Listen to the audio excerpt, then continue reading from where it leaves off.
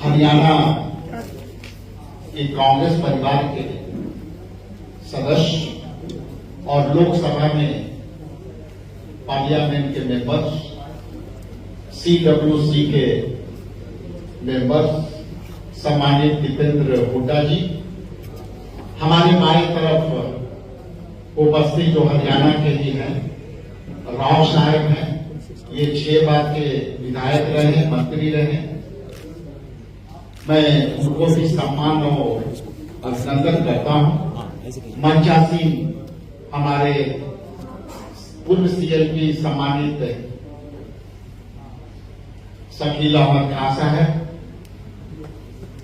मुख्य प्रवक्ता हमारे मीडिया के राजेश राठौर जी, मंचासीन हमारे कपिलदेव प्रसाद यादव जी, यहाँ उपस्थित मनोज जी हैं, गुरदयाल सिंह जी हैं, नरेंद्र जी हैं और सभी हमारे मीनत जी हैं और सब हमारे कांग्रेस पार्टी के सम्मानित कार्यकर्तागण, नेतागण और आप यहाँ इलेक्ट्रॉनिक्स, प्रिंट मीडिया और सोशल मीडिया प्लेटफॉर्म के तमाम साथियों, आप सब के चेहरे को मैं जानता हूं, इसलिए मैं सबके प्रति आभार प्रकट करता हूं, धन्यवाद देता हूं। हम ये विशेष प्रेस वार्ता ऑल इंडिया कांग्रेस कमेटी द्वारा प्रतिनियुक्त हमारे दीपेंद्र हुड्डा साहब प्रेस वार्ता को संबोधित करेंगे। उसके पहले मैं 1-2 सेकंड के लिए हल्की सी ब्रीफ कर दे रहा हूं। आप जैसा कि जानते हैं कि केंद्र सरकार ने धुआंधार बिल, विधेयक पारित करती है और वो वही विधेयक पारित करती है जो देश 2 व्यक्तियों को लाभ देने के लिए, और अब एक कड़ी जुड़ा है, विस्तार हुआ है, उसमें तीसरे व्यक्ति खास करके अमेरिका को, ट्रंप को लाभ देने के लिए ये सारी यूएस ट्रेड डील हुए हैं जो बिहार ही नहीं पूरे देश के किसानों के हित में नहीं है। उसी से संदर्भित हमारे हुड्डा साहब आपको संबोधित करेंगे। लेकिन आप जानते हैं कि बिहार में एक तरफ सुखाड़ है, दूसरे तरफ दहाड़ है, मतलब बाढ़ के है, और उस परिस्थिति में जब यूएस ट्रेड बिल आई तो बिहार के किसानों के लिए एकदम जो है स्थिति भयावह हो गई। आप जानते हैं कि बिहार में कृषि उत्पादन क्षमता पहले से घटी और घटने का एकमात्र कारण है कि किसानों के अपनी खेती के जो मूल्य है, जो उनकी लागत है, वो भी नहीं आ रहा। डीजल महंगे हुए, ट्रैक्टर महंगे हुए, इसके बाद मजदूरी महंगे हुए, नरेगा तो आपने खत्म कर दिया, नरेगा से मजदूर मिलते नहीं हैं तो वो भी खत्म कर दिया। इसके बाद खाद के पैसे, बीज के पैसे, कुल मिला जुलाकर यदि प्रति हेक्टेयर जमीन का भूमाग को देखेंगे तो किसान आज अपने खेत को वीरान और यूं छोड़ने पर मजबूर है। उसी परिस्थिति में जो है मोदी सरकार ने, नरेंद्र मोदी ने एक ऐसी यूएस ट्रेड बिल लाई जिससे हमारी देश की अर्थव्यवस्था ही नहीं, किसानों की दुर्दशा होने वाली है।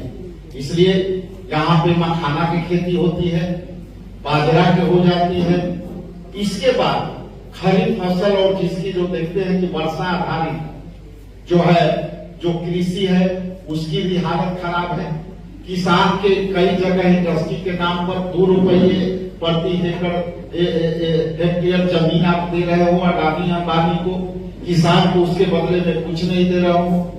विश्व स्तरीय जो आम की खेती थी कहलगांव में, बिना कहे 2 रुपये जो है अडानी को बिजली उत्पादन के लिए, एक्सपेंशन के लिए उन्होंने दिया। तो इन सब बातों के लेकर के मैं इतना आपके सामने जरूर कहूंगा कि देश की लड़ाई हमारे राहुल गांधी जी जिस तरह से संसद के अंदर संघर्षों का दिन है, उस संघर्ष में कांग्रेस पार्टी, अखिल भारतीय कांग्रेस पार्टी, बिहार प्रदेश कांग्रेस कमेटी के तमाम कार्यकर्ता नेता किसानों के साथ खड़ी है और किसानों के संघर्षों के साथी बनने के लिए आपके बीच देवेंद्र होदा साहब जो है आपको संबोधित करेंगे। मैं इन्हीं के साथ मैं उन्हें आमंत्रित करता हूं और माइक देता हूं कि आप पूरे विस्तार से संबोधन करने का कृपा प्रदान करें। बहुत बहुत धन्यवाद।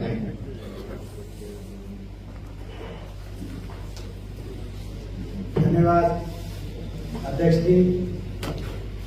हमारे बीच में आज इस अखिल भारतीय कांग्रेस कमेटी द्वारा रखी गई प्रेस वार्ता में उपस्थित बिहार प्रदेश कांग्रेस कमेटी के आदरणीय अध्यक्ष महेश जी, हमारे पूर्व सीएलपी के लीडर आदरणीय शकील जी, हरियाणा के वरिष्ठ कांग्रेस के हमारे साथी रावधान सिंह जी, हमारे राजेश राठौर जी जो प्रवक्ता हैं और बिहार प्रदेश कांग्रेस कमेटी के सभी प्रेस के साथी, आज की हमारी प्रेस वार्ता का विषय जो भारत अमेरिका की डील हुई, ट्रेड डील, उसमें कैसे भारत देश के हितों की बलि चढ़ाई गई, हमारे देश के किसानों की, हमारे देश के अलग अलग अर्थव्यवस्था के सेक्टर्स का को किस तरीके से के लिए नुकसानदायक ये डील है, इसको लेकर हमारी प्रेस वार्ता है। इन अदर वर्ड्स, जो इस सरकार का नारा था आत्मनिर्भर भारत, वो आत्मनिर्भर भारत से लुढ़क के वो नारा अमेरिका निर्भर भारत क्यों बना इस डील के माध्यम से। जो मजबूत सरकार का इनका दावा था, वो मजबूत सरकार ऐसे मजबूर सरकार कैसे बन गई, ये आज प्रत्येक भारतवासी के मस्तिष्क में सवाल आते हैं और ये प्रश्न आपके बीच में आपके माध्यम से हम रखना चाहते हैं। ये भी हम बताएं, आज देश में 6 जगह प्रेस कॉन्फ्रेंस हो रही है, हर प्रदेश में नहीं है, बाकी हर प्रदेश में बाकी सेकेंड फेज में करेंगे हम, मगर आज 6 प्रदेशों में है जहां के किसान को सबसे ज्यादा नुकसान हो, इसमें बिहार में है। अब मैं बिंदुवार आता हूं, ये कैसे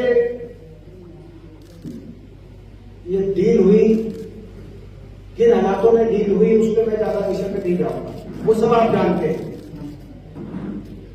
जो टैरिफ था पहले बढ़ाया गया 25%, 50%, किस तरह की भाषा बोली गई अमेरिकी राष्ट्रपति द्वारा, लगातार कहा गया कि रशिया से तेल नहीं खरीदना भारत को देंगे, कहा गया कि पाकिस्तान से हमने समझौता कराया है, कभी पाकिस्तान के राष्ट्रपति को बुलाकर व्हाइट हाउस में दावत दी गई, और जिस टोन और भाषा में पूरे विश्व जगत के सामने भारत के लिए जो टोन और भाषा बोली गई, वो किसी से छुपी हुई नहीं, उसमें देश का सम्मान नहीं बढ़ा था। और हमारे देश की तरफ से, हमारे देश के मुखिया की तरफ से कोई रिबटल या कोई एक भी वाक्य उसके जवाब में कहा नहीं गया था जो राष्ट्रपति अमेरिका में कहे हमारे पास। और फिर एकाएक एक दिन पहले वेनेजुएला की जो नई सरकार बनी, वहां के राष्ट्रपति का फोन आया, हमारे प्रधानमंत्री जी के पास बातचीत हुई, और अगले दिन डोनाल्ड ट्रंप ने अपने हवाई जहाज में घोषणा कर दी कि हमने फैसला कर लिया, तेल अब रशिया से नहीं खरीदेगा हिंदुस्तान, हमने फैसला कर लिया, मतलब अमेरिका ने कर लिया, और हमने टर्म्स और सब कुछ फैसला कर लिया, 1-2 दिन में डील अनाउंस कर देंगे। और 2 दिन के बाद वो डील हुई, ज्वाइंट स्टेटमेंट आई, 6 फरवरी 2026 को ज्वाइंट स्टेटमेंट आई, फ्रेमवर्क एग्रीमेंट इसको कहा गया। और फिर उस स्टेटमेंट वगैरह जब सब कुछ वॉशिंगटन से रिलीज हो गई, उसके बाद हमारी सरकार ने उसका स्वागत किया प्रधानमंत्री जी ने, ट्रंप की तारीफ भी करी और अमेरिका की भी कहा कि ट्रंप विश्व शांति के लिए बड़ा अच्छा काम है। ये बैकग्राउंड है। अब वो क्या एग्रीमेंट और क्या फ्रेमवर्क आया था, मैं उस पर आऊंगा, उस पर मैं किसान पे आऊंगा। वैसे तो जैसे मैंने कहा कि बहुत पूरी तरीके से देश को बड़ा देश का हित हुआ है इसमें। पहली सीधी बात है, मोटी बात, कि जब अमेरिका के प्रोडक्ट्स को हिंदुस्तान में आने पे ड्यूटी नहीं है तो हमारे को 18% ड्यूटी जो है वो हमारे, अगर हम एक्सपोर्ट करेंगे तो हमें 18% ड्यूटी लगेगी अमेरिका की। हिंदुस्तान में कोई अमेरिका का सामान आ रहा है, कोई मार्केट, कोई ड्यूटी नहीं। ये 18% की जो बात है ये केवल हिंदुस्तान जब भेजेगा तो 18%, अमेरिका से जो आएगा उसमें नहीं। तो इसमें कहा अपने देश की और अमेरिका की कहा आपस में बराबरी का प्रश्न उठता है किसी क्षेत्र में आए। पहला प्रश्न ये है कि सबसे पहला जो ज्वाइंट फ्रेमवर्क है उसका अगर आप पहली बिंदु पढ़ो, पहली बिंदु वो एग्रीकल्चर की है।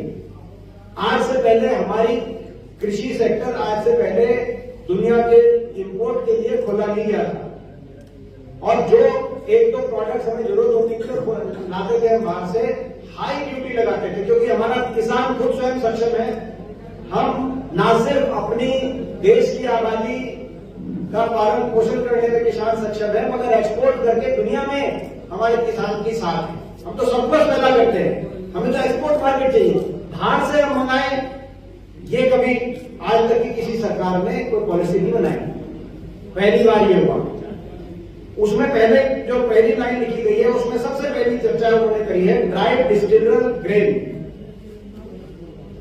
ड्राइड डीडीजी जिसे बोलते हैं, ड्राइड डिस्टिलर ग्रेन। अब ये नाम तो ऐसा लिखा गया कि पता नहीं क्या, मगर इसका क्या मतलब? इसका मतलब है मक्का। इन अदर वर्ड्स अमेरिका में प्रोसेस्ड मक्का को ड्राइड डिस्टिलर ग्रेन कहते हैं अमेरिका में। तो मक्का नहीं लिखा गया मगर ड्राइड डिस्टिलर ग्रेन लिखा गया।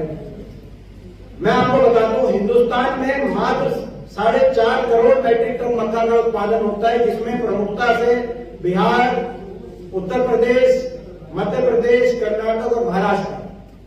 बिहार में भी बहुत से जिले हैं जहां मक्का का उत्पादन करता है। इसके विपरीत अमेरिका में 42.5 करोड़ मैट्रिक टन का मक्का का उत्पादन होता है। हमारे यहाँ 4.5 करोड़, वहां पे 42.5 करोड़ मक्का का उत्पादन होता है जिसके लिए अमेरिका के मार्केट में क्योंकि वहां पे उतने ना आबादी है ना उनकी जरूरत है, वो दुनिया की मार्केट खोज रहे थे। अब वहां का मक्का 0 टैरिफ पे हिंदुस्तान में आएगा, हमारा किसान कहां जाएगा? सेकंड, ज्वार। समझौते में ज्वार को भी के भी बाजार खोलने की सहमति जता दी हिंदुस्तान में। हमारे यहाँ 52 लाख मैट्रिक टन का ज्वार का उत्पादन होता है। ये सबसे बड़े प्रांत है महाराष्ट्र, कर्नाटक, राजस्थान, उत्तर प्रदेश।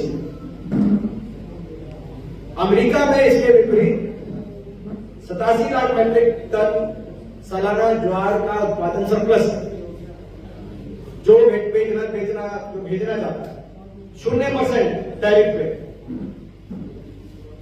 तीसरा, सोयाबीन ऑयल की जो आयात की हमने अपनी मार्केट दे दी 0% पे। हमारे यहाँ 153 लाख टन का सोयाबीन उत्पादन है, मुख्यतः मध्य प्रदेश, महाराष्ट्र, राजस्थान और कर्नाटक। अमेरिका में सोयाबीन का उत्पादन है 12 करोड़ मैट्रिक टन सरप्लस। आप समझो, हमारा तो 153 लाख टन है, अमेरिका में 12 करोड़ मैट्रिक टन सरप्लस। वो सोयाबीन और सोयाबीन ऑयल पूरी दुनिया में एक्सपोर्ट करना चाह रहा था, कोई और मिल नहीं रहा था। हमने अपनी मार्केट खोल दी।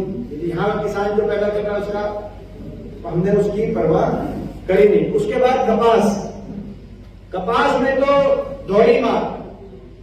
आपको ये देखा होगा 18% जो है, जो बड़ी बड़ी बात हो रही थी मोदी मोदी जी और ट्रंप की दोस्ती के बारे में, अमेरिका और हिंदुस्तान की दोस्ती के बारे में, और हमारे को विश्व गुरु के रूप में दुनिया में समझा गया उसके बारे में।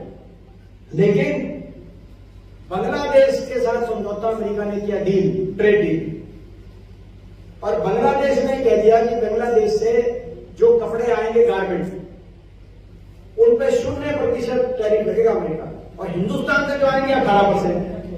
हमारा कंपटीटर बांग्लादेश है, क्योंकि सारे गारमेंट या तो यहां बन रहे हैं या वहां बन रहे हैं। हिंदुस्तान में पानीपत, सूरत, त्रिपुर, लुधियाना, बहुत देश में सेंटर्स हैं जहां पे गारमेंट मैन्युफैक्चरिंग हो रही है। गारमेंट मैन्युफैक्चरिंग के लिए कपास से बुना हुआ यार्न चाहिए और कपड़ा चाहिए, तब जाके वो गारमेंट बनता है। अब कपास का किसान कैसे मारा गया? बांग्लादेश हिंदुस्तान से कपास ले रहा था,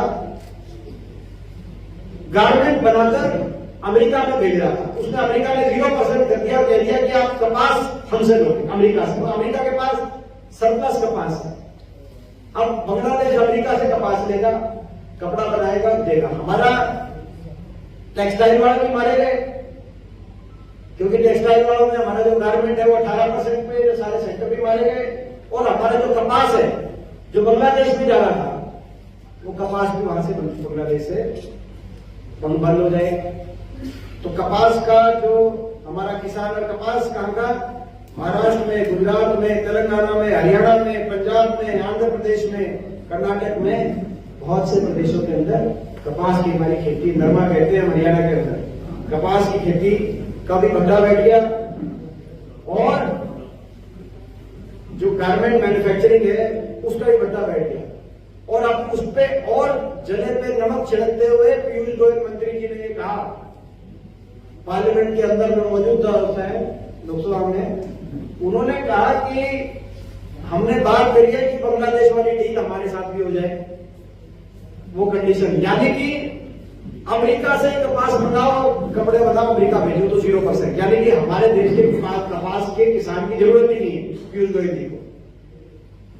तो किसान के बारे में क्या सोचे? इसके अगला बड़ा झटका, भारत के फल मेवा उत्पादक यानी कि सेब, नाशपाती, अमरूद, संतरा, स्ट्रॉबेरी, केला आदि तथा मेवा उत्पादकों में बादाम, अखरोट, पिस्ता, मूंगफली, इन उत्पादकों को अमेरिका से आयात को शुल्क मुक्त किया गया है, यानी 0% अमेरिका से। अमेरिका में इनकी इतनी ज्यादा सरप्लस है अमेरिका के उसमें कि आज ये सारा आएगा। हिमाचल, उत्तराखंड, जम्मू कश्मीर, पूर्वोत्तर राज्यों के लाखों किसान इससे बड़े गंभीर रूप से प्रभावित होंगे। अगला पॉइंट, ये यहीं तक नहीं है, मखाना। अब मखाने का पॉइंट आपको याद होगा 2025 से पहले मखाना पे अमेरिका में जो मखाना इंपोर्ट होता है वो ज्यादातर हिंदुस्तान करता है। हिंदुस्तान की सबसे बड़ी मार्केट अमेरिका है मखाने के एक्सपोर्ट की। मात्र 3.5% अमेरिका के पे एक्सपोर्ट ड्यूटी लगती थी, वो 3.5% से बढ़ाकर 50% होगी, अब 18 होगी, जो सारी होगी। यानी कि पिछले साल 3.5% जहां पे हो रही थी वो अब इस साल 18% है। और बीजेपी वाले कह रहे कमाल हो गया, 50% से घटाकर 18%। पिछले साल कितनी थी? 3.5%। 50% भी इन्हीं के राज में इन्होंने कराई, और अब 18%, यानी कि कितना बड़ा नुकसान बिहार के मखाना प्रोड्यूसर को हुआ है, फार्मर को हुआ है, आप अंदाजा लगा सकते हैं। इसके अलावा एक और बड़ी बात, आखिरी पॉइंट जो लिखा हुआ उसमें कृषि में, वो लिखा हुआ है एडिशनल प्रोडक्ट। हमने ये मांग करी, स्टैंडिंग कमेटी में था, हमने मांग करी एडिशनल प्रोडक्ट को डिफाइन करो। मतलब आप या तो लिखो ही मत, सारे प्रोडक्ट्स को आप कौन से एग्रीकल्चर प्रोडक्ट है, कौन से कृषि के उत्पादक है, तो कहा कि एडिशनल प्रोडक्ट की डेफिनेशन बाद में सहमति बना के हम बताते रहे टाइम पे, यानी कि टाइम पे पता चले कोई और आ गया, गेहूं आ गया, धान आ गया, कुछ और आ गया, टाइम एडिशनल प्रोडक्ट, दरवाजे खोल दिए, बाद में सहमति बनाएंगे और बताएंगे। तो बाद में किसी दिन अमेरिका के राष्ट्रपति अपने हवाई जहाज से कहते कि आज मेरा मन कर रहा है कि अब तो हम गेहूं भी बेचेंगे, तो हमारे देश का क्या स्टैंड होगा? ये सरकार ने नहीं किया, तो दुख की बात है। इसके साथ साथ एक और बात कही गई है कृषि क्षेत्र में। मैं कृषि का ही थोड़ा सा अच्छे से कवर कर रहा हूं, बाकी 2 पॉइंट और ब्रीफली कवर करेंगे, फिर आपके प्रश्न लेंगे। कृषि में दूसरी चीज ये कही गई है कि जीएम क्रॉप्स यानी कि जेनेटिकली मॉडिफाइड क्रॉप्स के रूप में आप हिंदुस्तान में अमेरिका से आएगा 0%। तो हमारी जो सिद्धांत रहा था कि जेनेटिकली मॉडिफाइड क्रॉप्स को हम हिंदुस्तान की मार्केट में खासतौर पे खाद्यान्न और जो खाने की वस्तु है उनमें हम अवॉइड करेंगे। अब वो कुछ नहीं बचा, अवॉइड अलाउ। दूसरी बात, अमेरिका अपने किसान को सालाना $16 बिलियन की सब्सिडी देता है। वहां पर प्रत्येक फार्म हजारों एकड़ का होता है। वहां की मात्र 0.1% आबादी की कृषि क्षेत्र में जुड़ी हुई है, किसान नहीं है वहां, बहुत कम किसान है। मैं भी 6 साल अमेरिका रहा, वहां 0.1% आबादी कृषि करती है, हजारों एकड़ के फार्म होते हैं और उनको $16 बिलियन की सब्सिडी मिलती है।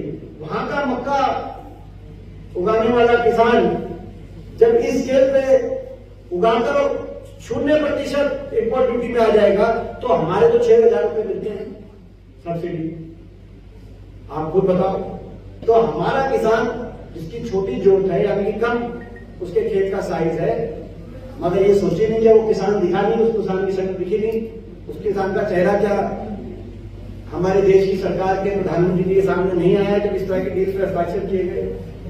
इसके अगला पॉइंट, किसान का तो मैंने बता दिया आपको कृषि क्षेत्र के लिए कितना खतरनाक ये फैसला है, उसका पूरी तरह हम विरोध करेंगे।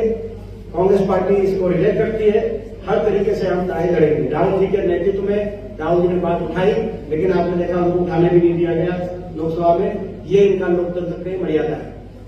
सेकेंड पॉइंट, हमारी जो ऊर्जा सुरक्षा है वो ऊर्जा सुरक्षा के साथ इतना बड़ा खिलवाड़, ये वही सरकार है। आज तक का ये स्टैंड रहा था कि हम अपनी ऊर्जा के लिए बहुत सा अपना कच्चा तेल इंपोर्ट करते हैं, हमारे यहाँ तेल का प्रोडक्शन नहीं, और इंपोर्ट करते हैं 51% हम इंपोर्ट रशिया और ईरान से करते हैं, सस्ते रेट में करते हैं।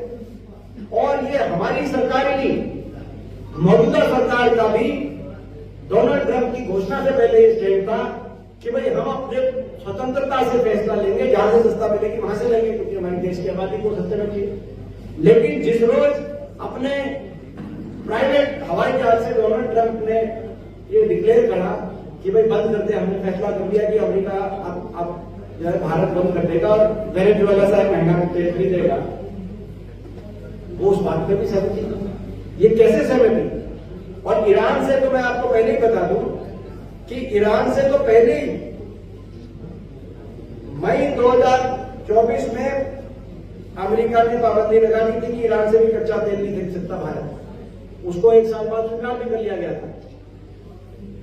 ये पहले ही वहां से ये सरकार बैकफुट पे आना शुरू हुई थी। आज दुख की बात यह है, अब फरवरी 2022 से फरवरी 26 के बीच में रूस से भारत में $168 बिलियन अमेरिकी डॉलर का कच्चा तेल लिया है और सस्ती दरों की वजह से 20 बिलियन अमेरिकी डॉलर यानी कि 2 लाख करोड़ की बचत की, केवल रूस की बता रहा हूं।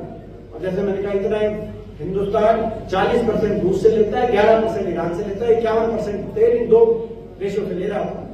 लेकिन ये फैसला वाशिंगटन में किया गया, ये फैसला होना चाहिए था दिल्ली में, अपने देश की जनता को देखते, लेकिन ये फैसला वाशिंगटन में लिया गया। ये भी हमें बड़े दुख के साथ कहना पड़ता है कि देश की समृद्धता, देश की स्वतंत्रता के साथ खिलवाड़ भारतीय राष्ट्रीय कांग्रेस विश्वास नहीं करेगी। ये भारतीय राष्ट्रीय कांग्रेस हमारे राष्ट्रीय हितों को की बलि नहीं चढ़ने देगी। ये हमारा संकल्प है। भारत राष्ट्र और राष्ट्र सर्वोपरि है, कोई ट्रम्प सर्वोपरि नहीं है, तो अमेरिका सर्वोपरि नहीं है, ये हमारा मानना है, हमारी विचारधारा, इसके लिए हम लड़ाई लड़ रहे हैं।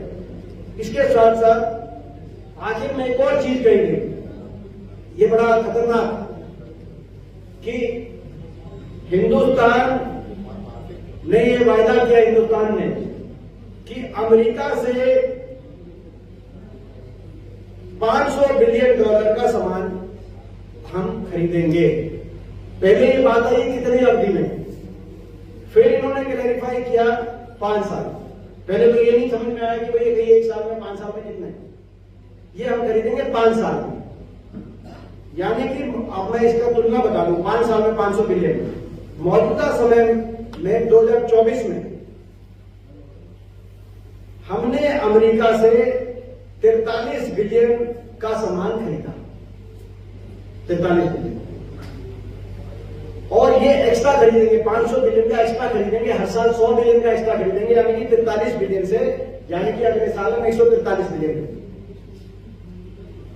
अब आप अंदाजा इस बात का लगाना कि हमने लगभग अमेरिका को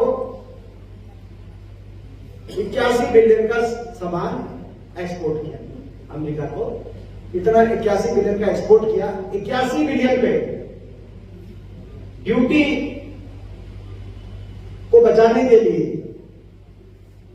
आपने 143 बिलियन खरीदने की बात करी, यानी कि वहां के किसान, वहां की इंडस्ट्री 143 बिलियन का सामान बना के हमारे देश में लाएंगे, यानी कि 81 बिलियन पे 18% का अर्थ ये है कि लगभग 15 बिलियन की सेविंग के लिए, और अगर उतनी आपने 143 बिलियन लागत का आपने, यानी कि आपको 10 गुना अगर आपका एक्सपोर्ट वहां जाएगा, 10 गुना बढ़ेगा अगले साल, तब जाके बैलेंस होगा। आपको अपना अमेरिका में एक्सपोर्ट जो कि 18% लगा दिया उन्होंने, 10 गुना बढ़ाओगे तब जाके बैलेंस होगा, तब आपके लिए फायदे का सौदा नहीं है, तब बैलेंस होगा, नहीं तो नुकसान आपका। नहीं तो यहां पे जॉब्स की बजाय अमेरिका में जॉब क्रिएशन होगी, वहां की इंडस्ट्री में, चाहे गारमेंट इंडस्ट्री हो चाहे बाकी इंडस्ट्री हो, यहां के किसान की बजाय वहां के किसान को प्रॉफिट होगा हमारा। तो ये इस सौदे में कोई एक बात सरकार बताए जो पैरिटी की हो, हिंदुस्तान के फायदे की हो। पैरिटी अमेरिका के साथ छोड़ो, बांग्लादेश के साथ भी पैरिटी, वही बता दो कि बांग्लादेश से बना हुआ कपड़ा अगर 0% पे जा रहा है अमेरिका में, तो हमारे देश से बना हुआ कपड़ा, क्या कोई यहां पे कोई ऐसी कोई कमी है हमारे देश के कपड़े में कि हमारे देश से बना हुआ कपड़ा अमेरिका जब लेगा तो 18% पे लेगा और हमको फिर भी अमेरिका का धन्यवाद करना होगा? ये क्या मजबूरी, कौन सा ऐसा दबाव है, कौन सी ऐसी मजबूरी, क्या कारण है कि भाई ये फैसला हुआ? क्या हमारे देश का मक्का किसान, क्या हमारे देश का मखाना किसान, क्या हमारे देश का कपास किसान, क्या हमारे देश का फल फ्रूट नट उत्पादक किसान, क्या हमारे देश का ज्वार किसान, क्या सबको वो जो उसकी जो पैदावार है वो हमारे देश के लोगों के लायक नहीं है? जो बाहर से सरप्लस होने के बावजूद भी बाहर से आप ला रहे हैं, ये बड़े प्रश्न हैं। तो इन प्रश्नों का जवाब हमें जो है जनता के बीच में जाके हम ये प्रश्न लेके जाएंगे। बाकी प्रश्नों पे ही आगे हैं तो आपसे प्रश्न कुछ ले लेते हैं। यही हमारी प्रेस वार्ता थी। प्रेस नोट हमारी AICC की तरफ से प्रकाशित प्रेस नोट आप प्रदेश कांग्रेस कमेटी के हमारे ऑफिस के माध्यम से जो ये राठौर जी हैं ये आपको सबको सर्कुलेट करा देंगे ताकि आप अच्छे से कवरेज करना। हमें पता है आप यहाँ से खबर अच्छी भेजेंगे, मगर हमें ये भी पता है कि ऊपर से आपके दबाव वगैरह रहते हैं, लेकिन कोई बात नहीं, ये लड़ाई आप लोगों की भी जो है हम लड़ रहे हैं क्योंकि प्रजातंत्र बचाने के लिए, ये केवल देश बचाने के लिए, देश में प्रजातंत्र बचेगा, देश बचेगा तो आप लोग बचो, ये हमारे आपकी भी लड़ाई है। तो हमें उम्मीद है कि आप अच्छे से कवरेज दिलाएंगे। अब आपसे प्रश्न होंगे। धन्यवाद। कांग्रेस सत्ता में होती तो इस डील को किन शर्तों पे स्वीकार करती सर अमेरिका के साथ? देखिए, जो पहले जो शर्तें थी उनमें हमारे समय कांग्रेस वो पार्टी है, हमारे देश की संप्रभुता और सम्मान से कभी कांग्रेस ने समझौता नहीं किया। हमने ना तो किसी देश के कहने से कोई सीज फायर किया है और ना कभी किसी देश के कहने से अपने किसानों की और इंडस्ट्री के हितों की बलि चढ़ाई है। जब 1971 में आज जितनी बड़ी हमारी अर्थव्यवस्था बनी है, कभी इतनी बड़ी अर्थव्यवस्था भी नहीं थी। हिंदुस्तान एक डेवलपिंग देश के रूप में उस समय दुनिया के मानचित्र पे था, लेकिन सम्मान बड़ी चीज होती है। जब 1971 में बांग्लादेश ईस्ट पाकिस्तान के साथ हमारा झगड़ा हुआ, पाकिस्तान के साथ झगड़ा हुआ, और हमने ये कहा कि अगर ये इसी तरीके से इंदिरा जी ने कहा कि उनकी तरफ से प्रोवोकेशन रहेगी और उनकी तरफ से रिफ्यूजी आएंगे तो हम बर्दाश्त नहीं कर पाएंगे, और हमने आक्रमण किया। और उस समय जब आक्रमण किया तो उस समय के अमेरिकी राष्ट्रपति निक्सन ने कहा कि सातवां लड़ाकू बेड़ा जो हिंद महासागर में है 10 दिन में ढाका पहुंच जाएगा, अपनी फौज के तरफ पीछे हटा लो। उस समय अमेरिका को ये कहा हमारे देश ने, इंदिरा जी नहीं बोल रही थी, वो भारतवर्ष बोल रहा था, 10 दिन में जब आप पहुंचोगे ढाका, आपका ढाका के तटों पे स्वागत पाकिस्तान ने हिंदुस्तान की फौज करे, तिरंगे झंडे के साथ आप भेजो। ये भारत कांग्रेस करती है, कांग्रेस के टर्म में करती। कांग्रेस देश का सम्मान रख के, देश की संप्रभुता का ख्याल रख के और देशवासियों के हितों को रख के कदम उठाती। कांग्रेस ऐसे देश हित को बलि चढ़ाने वाली पार्टी नहीं है। ये राष्ट्रीय कांग्रेस का मतलब राष्ट्र शैलेंद्र जी, राष्ट्रीय कांग्रेस का अर्थ है राष्ट्र हित को सर्वोपरि रखते चलने की विचारधारा, जो देश की आजादी के आंदोलन की भी रही और कांग्रेस की आज तक का है। सर, आगे क्या मजबूरी होगी कि भारत ने डील की, क्या अमेरिका का प्रेशर होगा, क्योंकि कई सारे चीजें आई जो पार्लियामेंट में डिस्कस नहीं हो रही है, तो आपको लगता है कि आपको इस तरह का प्रेशर होगा? देखिए, ये इस प्रश्न में उत्तर छुपे हैं, इस प्रश्न में उत्तर छुपे हैं।